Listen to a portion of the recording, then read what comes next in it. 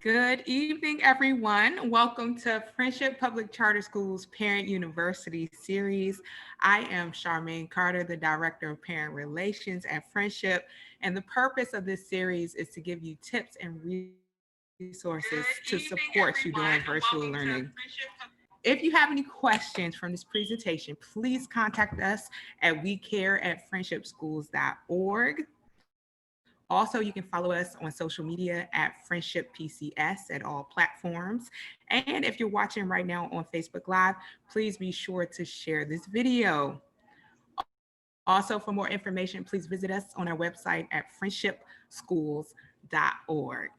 I'm very excited about today's topic. Today, we are going to be discussing tips to help your adolescent succeed.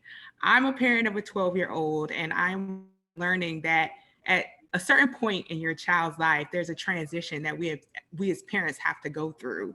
And we have to transition from telling our parents what to do to really guiding them to think for themselves and do for themselves. And so today we're going to talk about how you can help your adolescent succeed with Glenn P. Brooks Jr. He is no stranger to friendship. He has been speaking on our platform for some time. I'm very excited about this topic tonight, and I'm very excited that you're going to be leading it.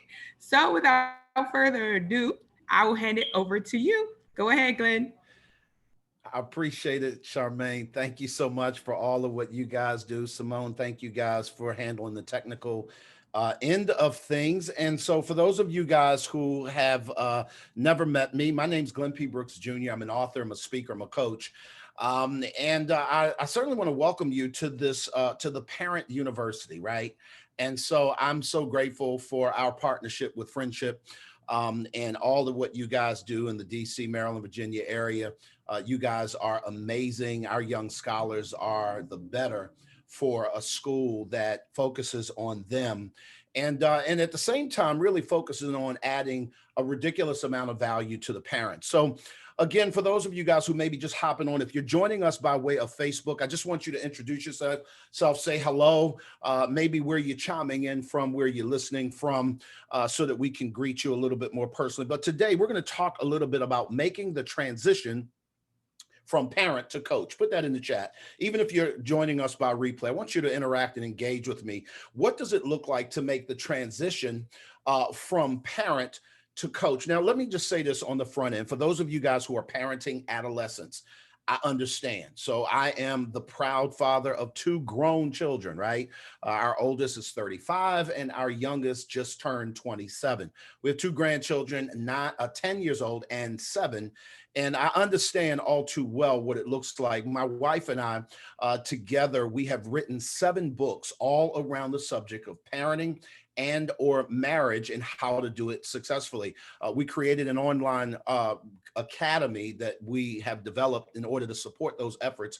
It's called the MAPS Relationship Academy, Marriage and Parenting Successfully. And in that community, we take groups of people through group coaching opportunities, of which we'd love you to be a part of. But one of those rooms that we focus on is on parenting. And so if you're a parent, put me in the chat. If you're a parent, go ahead and put me in the chat. And I certainly want to engage you a little bit. But guys, let me say this. Every Tuesday evening at 8:30, we get together with a group of parents on a call.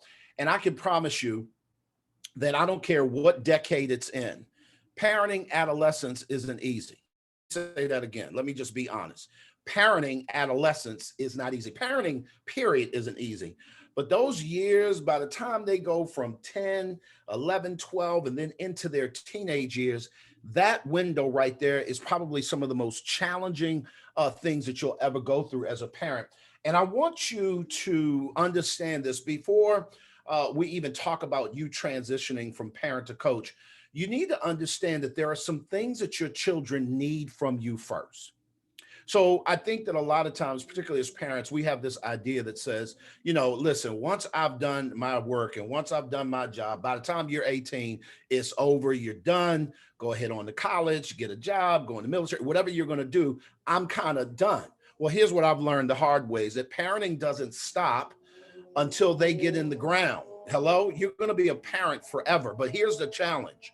the role of a parent does switch. And so I'm going to talk to you a little bit about that transition, if you will. And it's that place where you go from a parent to a coach. And if you don't do that properly, here's what you will inevitably create. You'll create a sense of entitlement with your kids that will cause you to want to lose your mind. Hello? This entitlement that says something to the effect of, listen, you owe me this, and I don't want to do that. And it becomes this back and forth and this striving that goes back and forth between you and your kid. And at this point, they're getting older, right? They're getting of age where, quite frankly, you're looking to pull back more, but they're not quite ready. And part of the reason is because you probably have not trained them to make the transition. Put that in the chat. You have to train your kids to make the transition. So I'm going to give you 5 things that adolescents need from their parents. And in that, it will help you to understand what it looks like for you to train them so that you can transition from parent to coach. Number 1 is that kids, especially adolescents, they absolutely have this need to be admired and respected. Now, I put those two together, and I know that's technically 2 things, but I'm going to put that on the first list. And the reason why is because kids are forever looking to their peers for admiration and respect. But here's what most parents don't understand. In their adolescent years, studies have also shown that they also need that from you. So a lot of times what we do as parents is we're trying to figure out, why are you going to your friends for affirmation? Why are you going to your friends for validation? The reason why is because their friends either admire or respect them. And here's the challenge. If you can become that person where you are the head admirer of your kids. In other words, you just absolutely admire them. And what that means is that, quite honestly, you're going to have to reframe how you think, how you talk, how you interact, and how you engage them. So for instance, when your kid does something that you're teaching and training them to do, there's a way that admiration and respect looks. When you admire somebody, there's this leaning back thing that you do. Wow, I'm impressed. There's this confidence in them that you have, and they know it. Wow, I respect the fact that you stepped up in this area. Guys, that's an attitude. That whole idea of admiring and respecting your adolescent is an attitude.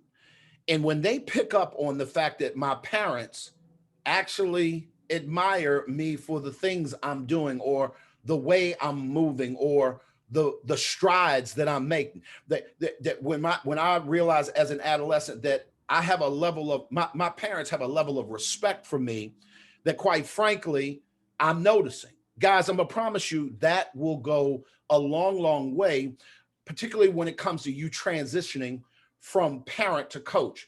I'm gonna get into that in a minute, but there are a couple of things that you need to understand. When you go from parent to coach, what you're doing is that now you're moving from being responsible for them to being responsible to them. In other words, you're putting more of the onus on them to step it up. Well, I'm gonna tell you this, there's no better feeling than a kid gets when his parents or her parents respect their decisions. Now, I'm going to answer some questions in a minute. So definitely, if you have questions, go ahead and put them in the chat, because this is not easy. Let me just say that off the break. This is easier said than done. Number 2, I want you to understand is that here's another thing that your child needs from you, especially in their adolescent years. They need you to support them.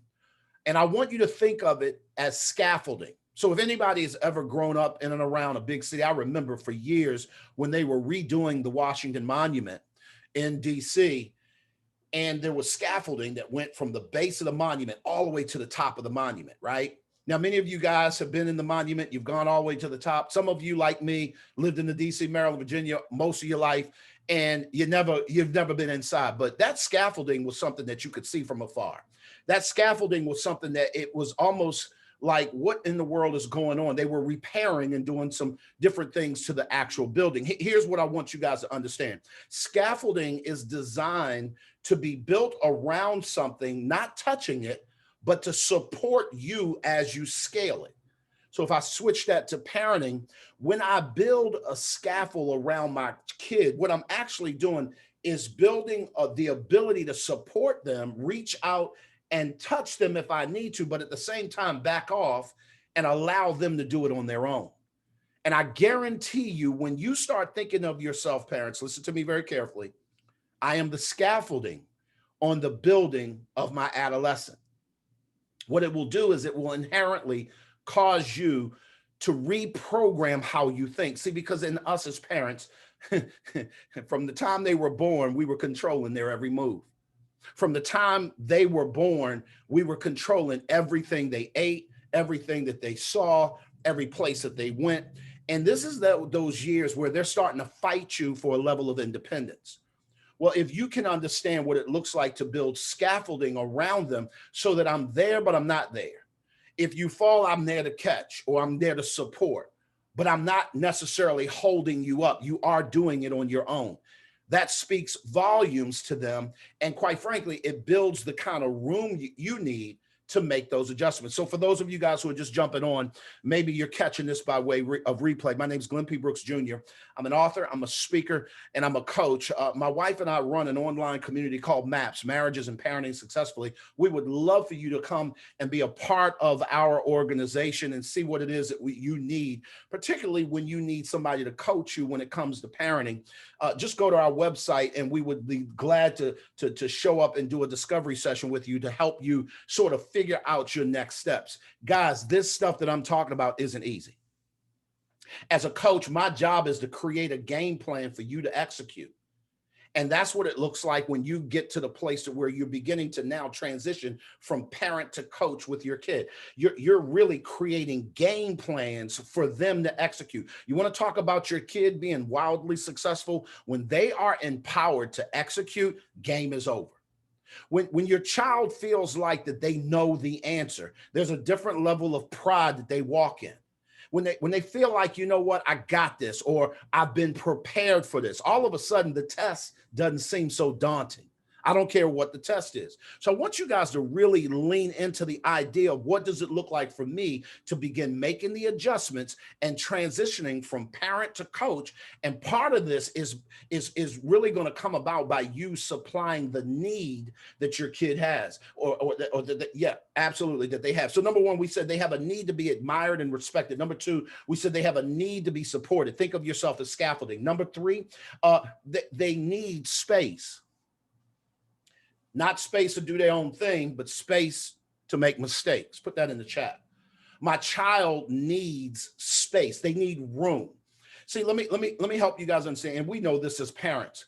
There's no worse place in being in than when you feel like you're sort of in a relationship or in a situation where you have no room for error, where the margin of error for you is so small that you walk into that situation just super tense. Think about a job. Maybe you have a job that's super critical and the margin for error for you is just little to none. There's a level of stress that you walk into your job every single day because you can't afford to make mistakes. I think of a surgeon or somebody that's making precision cuts on something, or they're doing something where, quite frankly, if they make a mistake, it's going to be super costly. Well, when a kid is growing up in an environment where they feel like that every time they make a mistake, it's going to cost them gravely. At this particular point, what you do is you begin to develop children who will not make that adjustment when you want to transition from parent to coach. In other words, it's that thing where I'm not ready for you to leave. Dad, well, wait a minute, I don't know if I understand. And the reason why is because they have had a construct around them that was so tight that, quite frankly, they never had the space to make a mistake. And I need you guys to understand it, because children knowing how to fail is everything when it comes to empowering them to stand on their own. See, I believe that one of the biggest mistakes that I made, because when you know better, you do better, and that was not allowing my kids room to fail. See, because there are inherent lessons in failure, right? And so if I gave them space, and our children are 8 years apart, so I kind of was trying to figure it out with our daughter, And then once our son came along, we realized, okay, there's a need to give him his space. And so I had to make those adjustments or course correct along the way. What I want to give to you is this notion that if I create space, and it's a safe space, it's a space where you're there, you're the scaffolding. He's not going to go that far. She's not going to jump off the deep end, but you are going to create the space that, you know what, it's okay to make a mistake. It's okay to fail at something and not be ostracized for it. It's okay for you to come up short, because here's where now we turn the L from a loss to a lesson. And when you can do that as a parent, here's what I promise you is happening. On your watch, you are literally beginning to make the transition from parent to coach. Number 4, and this is something that's really critical. We just ended a whole series on this subject in the MAPS Relationship Academy, and we talked about boundaries. I want you to put that in the chat, boundaries.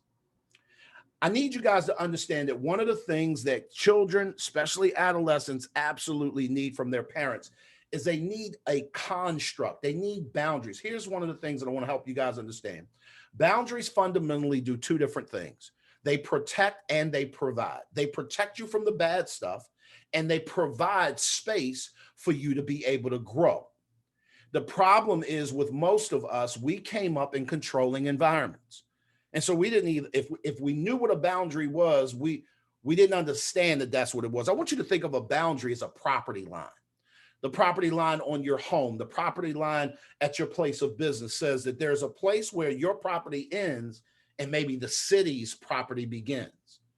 A lot of times that's demarked by a fence, a simple barrier. It's physical. You can see it. If you jump the fence, you're on their property. If you stay within the fence, you're on your property. Well, think about when you are at this time of the year in the fall where you're mulching, right? And you're tearing up weeds and that sort of stuff. You're mulching, you're laying down different things, and you're kind of getting everything prepped for the winter or what have you. There are times where you bundle up a bunch of bad stuff that you don't need, and you will sit it outside of the fence, outside of the boundary, because these are the things you no longer need. So I'm going to take that and put it outside so that the people can come pick it up, right? And I'm going to leave the room inside of the boundary for things to grow. Let me help you understand. When you create and you erect healthy boundaries around an adolescent, what it does is it actually gives them more freedom. And they understand inherently that my boundaries go up to here. This is where you begin to have kids that don't have a problem honoring a curfew, because they don't see it as a rule. They see it as a boundary. And here's how you make boundaries work. There's a consequence when you cross it. And so here's where many of us as parents have failed. We may put up the boundary, but oftentimes we do not create a level of consequence that costs the kid more than it does you. So if I level the playing field by creating this boundary, and therefore I'm saying, listen, the curfew is 12. If you come in after 12 o'clock, there's a consequence. You're going to lose the keys to the car. You're going to not be able to do this, that, or the third. And then I am as consistent as a hot iron on enforcing that consequence. If it's the right consequence, listen to me very carefully, then what it will do is it will correct. See, consequences are designed to correct, not punish. This is good. I need y'all to put that in chat.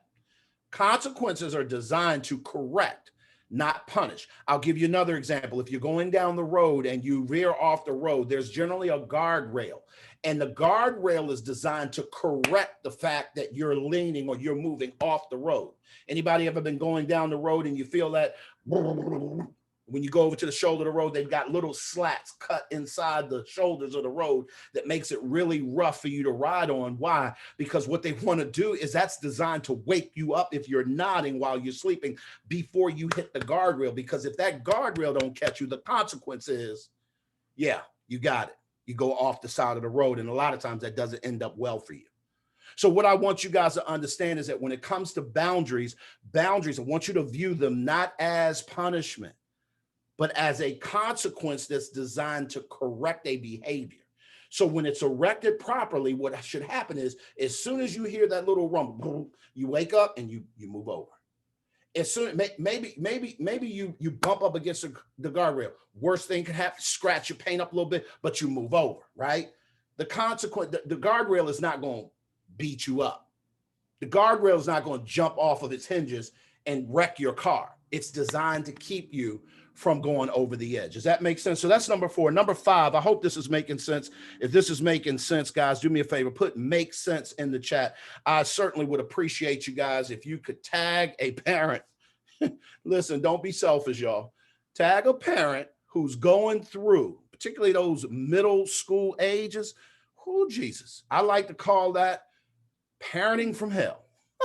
It's just the truth. It's probably the toughest lane of parenting that you'll ever go through. This is where you feel like you literally are losing your mind, because if you don't do these things properly, particularly in their adolescent years, a lot of times it will not course correct in enough time for them to get the message and learn that by the time they get to high school. So now you're going to have to ramp up your consequences, and it's going to have to be severe consequences for things that traditionally didn't have to be that severe, quite frankly, because at the end of the day, the truth of the matter is that thing was designed to correct, not control, or not cause you an undue amount of pain. Number 5, and this is going to sound simple, and I know that some of you guys are probably thinking, duh, like, hello, but I'm going to say it anyway. Number 5, and we're talking about how to make the transition from parent to coach.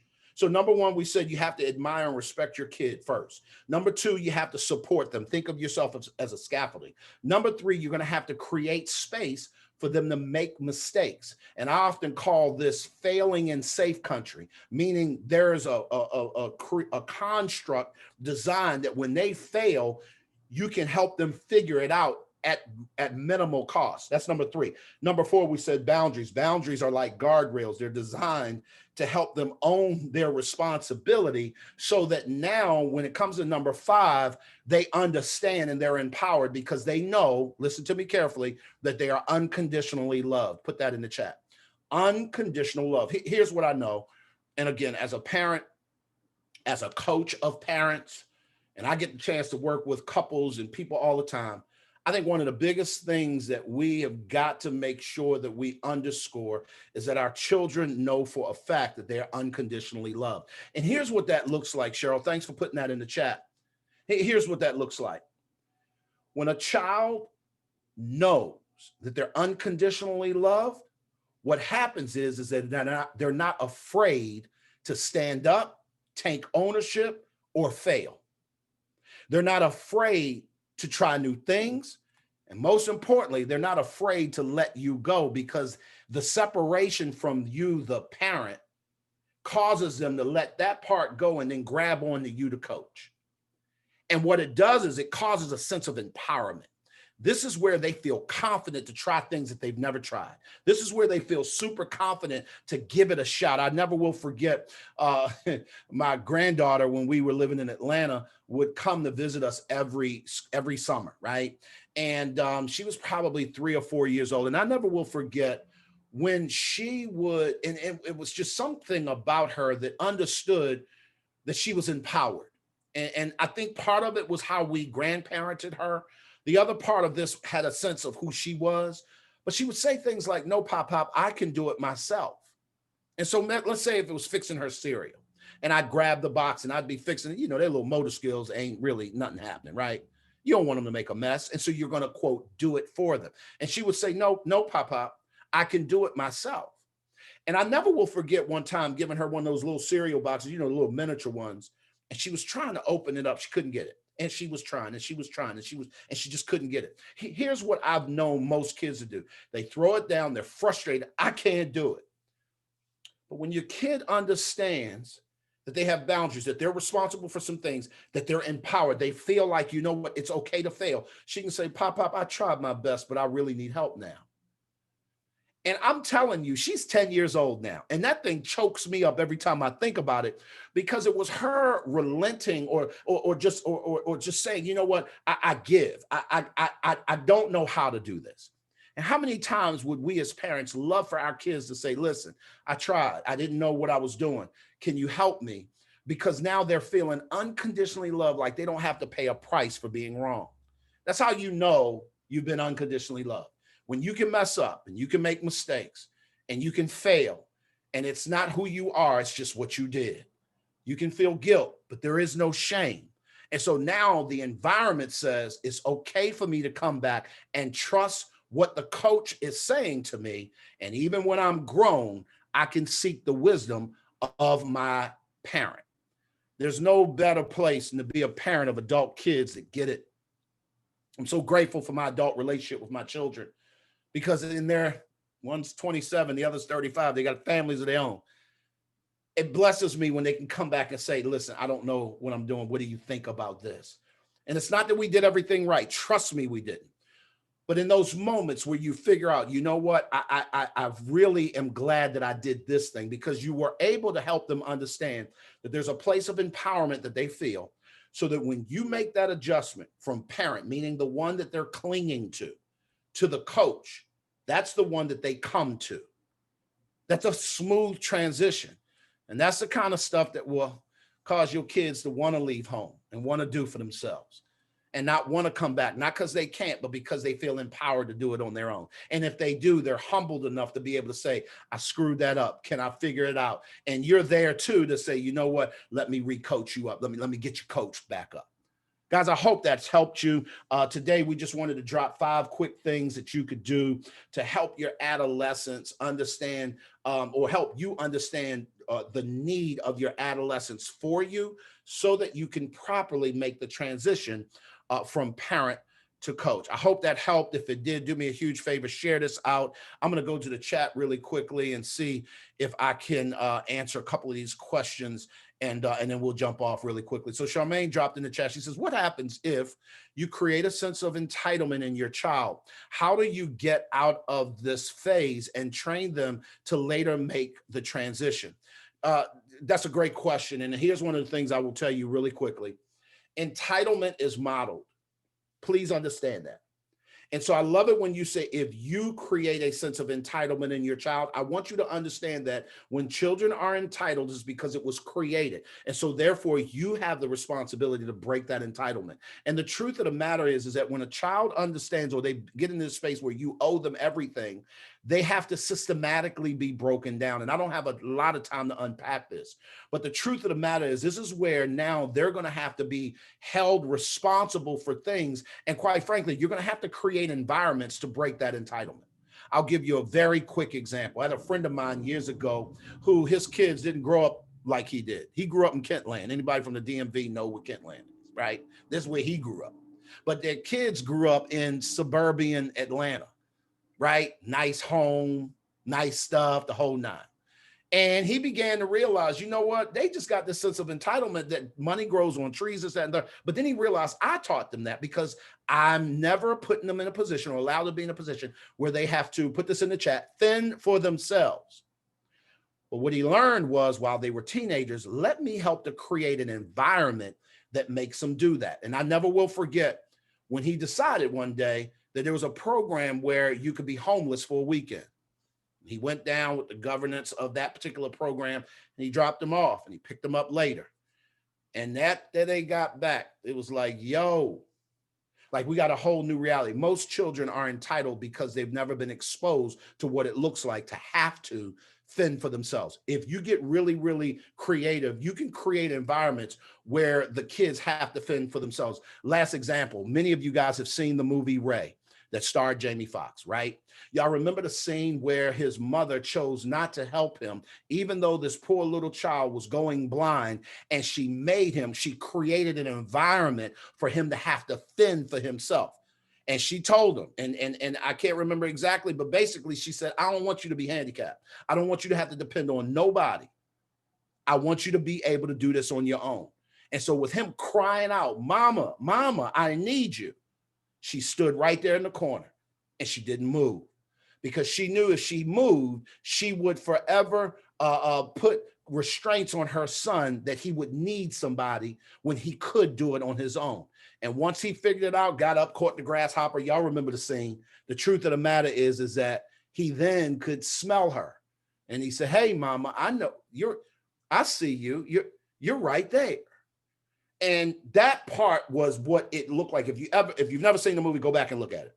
But that right there will show you what it looks like to break a person out of a sense of entitlement. You create an environment that makes them have to do for themselves. And that's something that only you can think of creatively. And you go from there. Last question. What if I'm good?